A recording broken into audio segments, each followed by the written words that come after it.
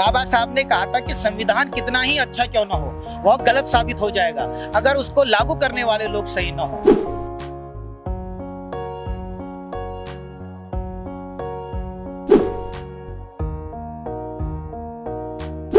लोकतंत्र का धीरे धीरे अधिकारों का हनन हो रहा है और आज लोकतंत्र का और संविधान की रक्षा करना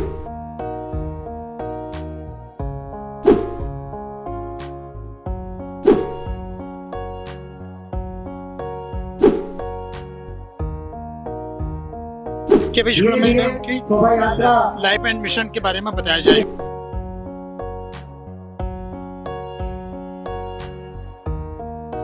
मैंने तो लगभग 90 से बराबर देखा है इसको, उससे पहले भी होता रहा होगा।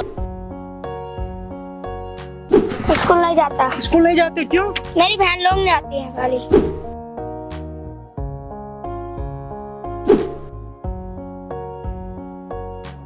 नमस्कार, आप देख रहे हैं प्रतिपक्ष संवाद और मैं हूं आपके साथ देवेंद्र नेगी अपने सहयोगी कैमरामैन हर्षित के साथ। इस समय हम मौजूद है हल्द्वानी नगर निगम पे। आज 14 अप्रैल को बाबा भीमराव अंबेडकर का जन्मदिन है। ये जन्मदिन काफी हर्षोल्लास के साथ मनाया जा रहा है। इस समय हल्द्वानी बाजार से ये रैली निकल रही है और पहुंचेगी अंबेडकर फील्ड दमोह में। 1950 को बाबा साहब ने हमें हमारा संविधान दिया। हल्द्वानी शहर में बाबा साहब भीमराव अंबेडकर का जन्मोत्सव मनाया जा रहा है। एक काफी बड़ी रैली इस समय मार्केट से निकलते हुए अंबेडकर फील्ड दमोह चौराहे तक जाएगी। बाबा साहब ने हमें संविधान दिया जिसका प्रारूप 26 नवंबर 1949 को दिया और इसको 26 जनवरी 1950 को लागू किया गया। बाबा साहब ने हमेशा शोषित और वंचितों की लड़ाई जारी रखी, उनको अपना अधिकार दिलाने के लिए हमेशा संघर्ष किया। और इस समय हमारे सामने है हल्द्वानी विधायक सुमित देश, जो इस रैली को फूलों से जिनका स्वागत किया जा रहा है।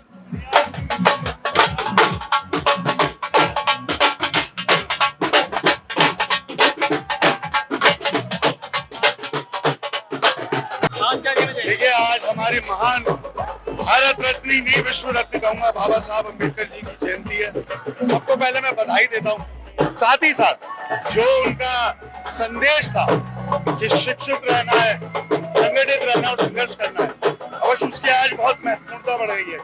लोकतंत्र का धीरे धीरे अधिकारों का हनन हो रहा है और आज लोकतंत्र का और संविधान की रक्षा करना हम सबका दायित्व बन चुका है। इस दायित्व को हमें आगे बढ़ाना है। आपको लग रहा है कि उनके नक्शे कदम पे इस समय भारत चल रहा है? उल्टी दिशा में भारत नहीं चल रहा, भारत की सरकार चल रही है। भारत की सरकार को जिन लोगों ने बनाया है, सरकार ने, जनता से मैं अपील करना चाहता हूँ, आपके अधिकारों का हनन हो रहा है, उसके लिए आगे बढ़िए और लड़ाई लड़िए। और अब हमारे साथ मौजूद है युवा नेता शंकर कोली जी। तो शंकर कोली जी, क्या कहना चाहेंगे आज बाबा जी के जन्मोत्सव पर आप? पहले तो प्रतिपक्ष संवाद के आप देवेंद्र जी, आपको बहुत बहुत धन्यवाद और बहुत बहुत बधाई आपको कि आपने इस कार्यक्रम में अपनी सहभागीदारी निभाई। और जैसा कि आप को ज्ञात होगा कि जो है आज बाबा साहब की जो है 134वीं जयंती है, तो पूरा नैनीताल जिले के जितने भी लोग यहाँ पर जो है बाबा साहब अम्बेडकर जी की निर्देशों को आत्मसात करते हुए आज जो है एक भव्य रैली का आयोजन किया गया हल्द्वानी में। और बहुत ही जन सैलाब जो है पीछे अभी कुछ ही क्षणों के बाद इस प्रांगण में पहुँचने वाला है सर। अच्छा, तो ये किस तरीके की रैली है? ये कहाँ से कहाँ तक जाएगी? ये बाबा साहब अम्बेडकर जी की जो है जयंती पे जो है यहाँ पे शिक्षक संघ, जितनी भी संगठन हैं, वो एकजुट होकर जो है इस कार्यक्रम का आयोजन करते हैं और जिसमें जो है प्रशासन, शासन, सभी लोग अपना महत्वपूर्ण भूमिका निभा के जो है इस कार्यक्रम में अपनी सहभागीदारी के साथ साथ इसको भव्य बनाने में अपना एक नया रूप दे रहे हैं सर। इस रैली के माध्यम से आप क्या संदेश देना चाहते हैं आम पब्लिक को? सर, मैं कहना चाहूँगा कि जो है जितने भी हमारे युवा हैं और जितने भी हमारा शिक्षित समाज है, आज जो है बाबा साहब अम्बेडकर जी के जो जिन्हें संविधान जनक के रूप में जब माना जाता है, जो कि लेजेंड ऑफ नेशनल रहे हैं, तो उन्होंने जो है पुस्तकों में चाहे संविधान बनाने में बहुत बड़ा योगदान दिया। तो सभी लोगों को, युवाओं को आगे आके जो है इस बाबा साहब के मिशन को जो है आगे बढ़ाना चाहिए और साथ ही संविधान को जानना बहुत जरूरी है सर। आज बाबा भीमराव साहब की जन्मोत्सव बड़े हर्षोल्लास से मनाया जा रहा है।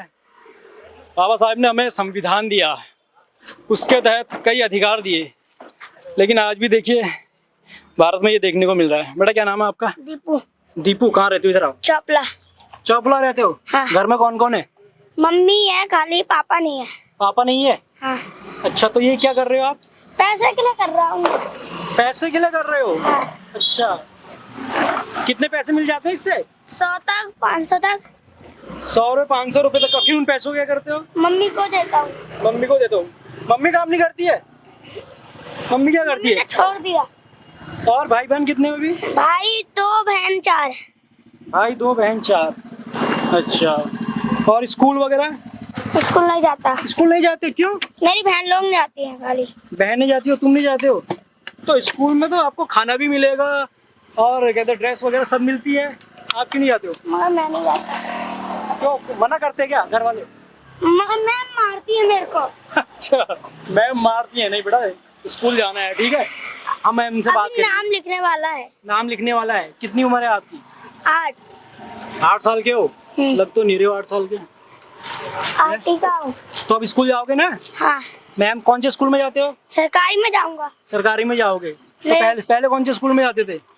आंगनवाड़ी। आंगनवाड़ी में। आज हम बाबा साहब का जन्मोत्सव मना रहे हैं, लेकिन ये जन्मोत्सव तभी और ज़्यादा हर्षोल्लास से मनाया जाएगा जब इस तरीके के कुछ बच्चे जो हैं ये इस तरीके का रोजगार ना करके स्कूल जाएं और एक अपना अच्छा भविष्य पाएं। मैम नमस्कार, क्या नाम हो आपका? बबीता चंद्रा। क्या कहना चाहेंगे आज बाबा साहब के जन्मोत्सव के बारे में? बाबा साहब हमारी शिक्षा की प्रेरणा है, शिक्षा का प्रतीक है। जितना बच्चे बाबा साहब को समझेंगे उतना आगे बढ़ेंगे। उनकी फोटो या मूर्ति देखने से बच्चों के अंदर एक वो जागता है, जुनून जागता है कि हम भी इसी मतलब उनकी तरह ही आगे बढ़ें। तो आपको लगता है कि बाबा साहब की राह पे इस समय बच्चे चल रहे हैं, इस समय भारत चल रहा है? भारत को चलना चाहिए। देखो, शिक्षा तो सभी लोगों के लिए जरूरी है, किसी भी धर्म, किसी भी जाति के बच्चे हैं, हर किसी के लिए शिक्षा जरूरी है। शिक्षा ही वो हथियार है जिससे बच्चे अपनी मंजिल को पा सकते हैं, अपना सपना पूरा कर सकते हैं। मैम बहुत सही बात कही अभी आपने। अभी जरा देर पहले मुझे एक छोटा बच्चा मिला था 8 साल का, अभी आपके घर से जरा सी दूरी पे, तो वो कूड़ा उठा रहा है। उससे मैंने बात करी तो 2 भाई और 4 बहनें हैं और स्कूल जाने के लिए कहता है कि मैम मारती है, हम इसलिए स्कूल नहीं जाते हैं। हो सकता कारण और भी हो, पिताजी उसके है नहीं, तो क्या इस ओर भी ध्यान देने की आवश्यकता है कि ये सिर्फ एक कार्यक्रम बन के ना रह जाए और हमें समाज में बाहर भी निकल करके आना पड़ेगा, ऐसे लोगों को देखना पड़ेगा, उनको इन चीज़ों से बाहर निकालना पड़ेगा। बिल्कुल बिल्कुल, शिक्षा इतनी जरूरी है कि जब देश का गरीब बच्चा भी पढ़ेगा तो एक दिन देश से गरीबी दूर हो जाएगी, क्योंकि पढ़ाई के माध्यम से ही बच्चे आगे बढ़ते हैं। जो बच्चे पढ़ ही नहीं रहे हैं उन्हें क्या पता बाबा साहब कौन है, उन्हें पता ही नहीं चलेगा, वो कैसे करेंगे। लेकिन जो हम खास तौर पर महिलाओं को जो A to Z अधिकार मिले हैं, जितने वोट देने से लेके इलेक्शन लड़ने से लेके हर चीज के लिए बाबा साहब ने लड़ाई लड़ी है उसके लिए। तो हमें ये अधिकार दिलाने के लिए सबसे पहले समाज से पहले अपने घर से शुरुआत करनी होगी।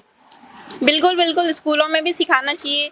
देखो, जब वो शिक्षा के प्रतीक हैं, बच्चों को शिक्षा इतनी जरूरी है बच्चों के लिए, तो घर में भी माँ बाप को सिखाना चाहिए। जैसे मंदिर में पूजा पाठ कराते हैं तो बाबा साहब की भी पूजा करो। उन्होंने जो हमको आगे बढ़ने का अधिकार दिया है, उन्हीं की बदौलत आज बच्चे स्कूलों में पढ़ पा रहे हैं जो बच्चे नहीं पढ़ पाते थे। और बाकी हमारा देश का संविधान तो इतना अच्छा है कि हर एक गरीब के लिए बहुत अच्छी पढ़ने की व्यवस्था है, उनके लिए सुविधाएं हैं। सर आप क्या कहेंगे बाबा साहब के जन्म दिवस पे? मैं कहना चाहता हूँ कि सब लोग को, जितने भी हमारे समाज के लोग हैं, तो मैं चाहता हूँ कि ये हर समाज के लिए, देखो महिलाओं के लिए भी इन्होंने सब करा, ये नहीं कि एक ऐसे समाज के लिए करा, सारे लोग के लिए बाबा साहब ने शिक्षित बनाने के लिए सोचा। हर आदमी समाज की महिलाओं के लिए, हर आदमी इसमें जब तक शिक्षित नहीं होगा तब तक कोई विकास नहीं होगा। विकास हम तभी होगा जब आदमी शिक्षित होगा, ठीक है। और दूसरी बात, आज अमेरिका जाके हर विदेश में बाबा साहब को पूछते हैं, और हमारे इंडिया में क्या है, इन्होंने एक ही जगह इनको थाप देगी कि ये सिर्फ ऐसी का ही है करके, ऐसे का नहीं है, सभी लोग का है। बाकी मैं अब क्या कहना चाहूँ, बाकी आप लोग सब समझदार है। शिक्षा को कितना जरूरी मानते हैं? शिक्षा को बहुत ज़्यादा जरूरत है। देखो, जितनी शिक्षा इन्होंने प्राप्त करी ना, ये शायद आज तक कोई कर नहीं पाएगा मेरे हिसाब से।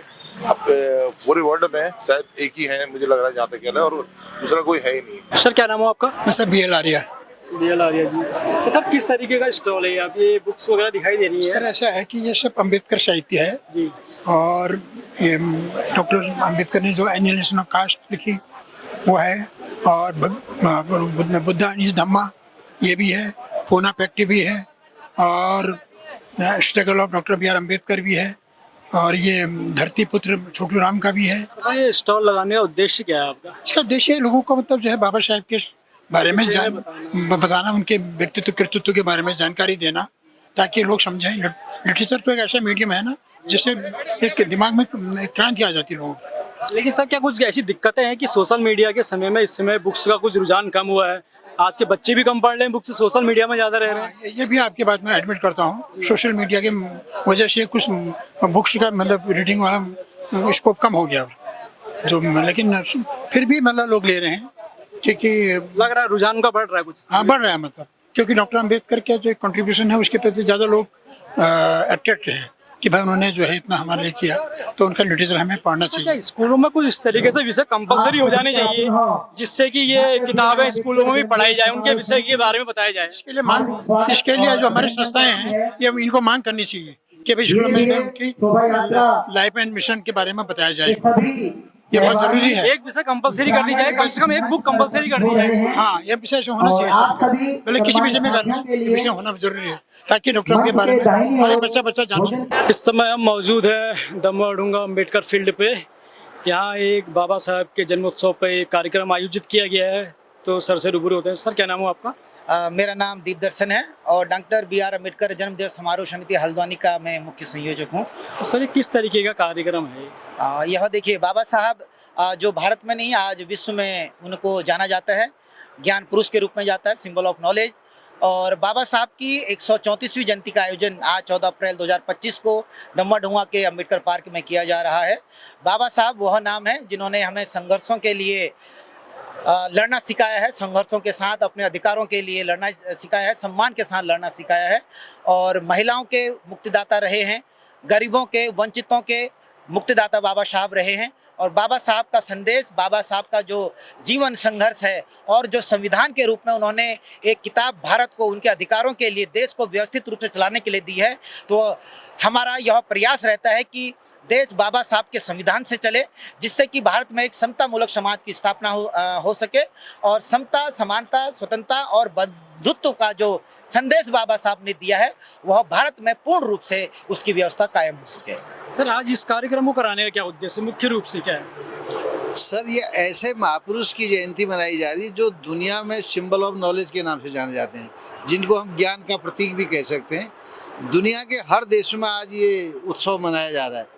उसी क्रम में हमारे देश में भी, पूरे देश भर में ये कार्यक्रम चला है, तो इसी क्रम में हमारे हल्द्वानी में भी हमने इस उत्सव को मनाने का फैसला किया, और ये उत्सव हम हर साल मनाते हैं। प्रथम बार हो रहा है ये उत्सव? नहीं, हर साल पता नहीं कब से हो रहा है, मुझे याद ही नहीं है। मैंने तो हमेशा देखा, ये मैंने तो लगभग 90 से बराबर देखा इसको, उससे पहले भी होता रहा होगा। संविधान में हमें सब अधिकार प्राप्त हैं, तो सर ऐसी क्या चूक हो जा रही जो आप समझते हैं कि अभी हमें अपने अधिकारों के लिए अभी भी लड़ाई लड़नी पड़ रही है? देखिए, बाबा साहब ने एक बहुत अच्छी बात कही थी। बाबा साहब ने कहा था कि संविधान कितना ही अच्छा क्यों ना हो, वह गलत साबित हो जाएगा अगर उसको लागू करने वाले लोग सही ना हो। तो कहीं कहीं पर हमें लगता है और देखने में आता है कि संविधान का जो प्रयोग भारत के लिए करना चाहिए था वह उस रूप से नहीं हो पाता है जिस रूप से बाबा साहब ने वो दिया था। आज भी हम देख रहे हैं कि दलितों की, वंचितों की, शोषितों की, महिलाओं की आवाज़ जो बाबा साहब ने व्यवस्था कर रखी है संविधान में, वह उस रूप से लागू नहीं हो पा रहा है। वैसे आज का जो महा आयोजन है यह बाबा साहब के याद में, बाबा साहब के संघर्षों को याद करने के लिए, बाबा साहब ने जो कितने अधिकार वंचित समाज को, महिलाओं को दिए हैं, और उस आग को जलाए रखने के लिए यह आयोजन होते हैं कि अपने अधिकारों को लेने के लिए आपको संघर्ष करना पड़ेगा, कभी हार नहीं माननी पड़ेगी। सर आपको लगता है कि आज की युवा पीढ़ी जो है वो बाबा साहब के नक्शे कदम पर चल रही है और आने वाले दिनों में भारत की तस्वीर कुछ अलग दिखाई देगी?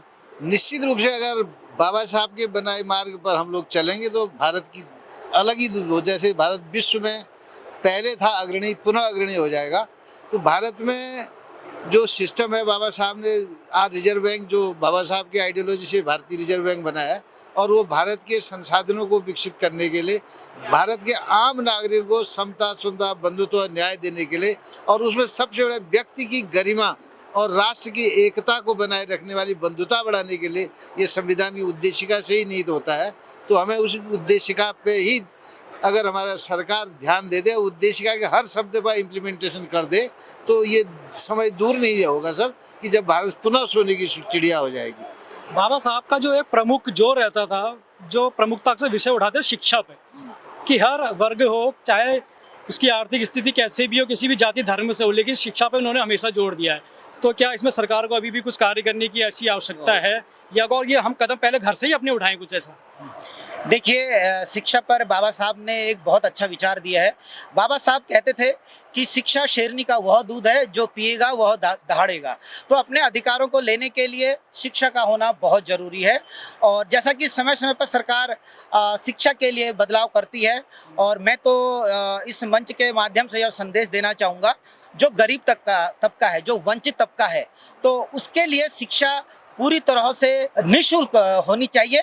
और उसमें अन्य चीज़ें, जिन चीज़ों से अभी समाज या गरीब तबका जो वंचित है, उन्हें वो सुविधा मुहैया करानी चाहिए जो बड़े बड़े स्कूलों में देखने को मिलती हैं, ताकि जब कंपटीशन का सामना बच्चे का होता है तो एक गरीब बच्चे का माहौल अलग होता है और एक बड़े से बड़े स्कूल का जो बच्चा होता है उसका माहौल अलग आता है। दोनों की पृष्ठभूमि अलग होती है, कंपटीशन में अंतर देखने को मिलता है। ये अंतर कैसे, इसकी कमी पूरी की जा सकती है? हाँ, शिक्षा का जब समानीकरण होगा, लेवल जब बराबर होगा, सरकारी विद्यालयों को जब तक हम पूरी तरह से हाईटेक वगैरह ना बनाएं और प्राइवेट स्कूलों के बराबर ना बनाएं, तब तक हम इससे हम अभी उससे दूर हैं। और जब ये व्यवस्था लागू हो जाएगी, एक व्यवस्था हो जाएगी प्राइवेट स्कूलों के जो संसाधन है और गवर्नमेंट स्कूलों के संसाधन है, तो मैं समझता हूँ कि बहुत हद तक इन मुद्दों से हमें निजात मिलेगी।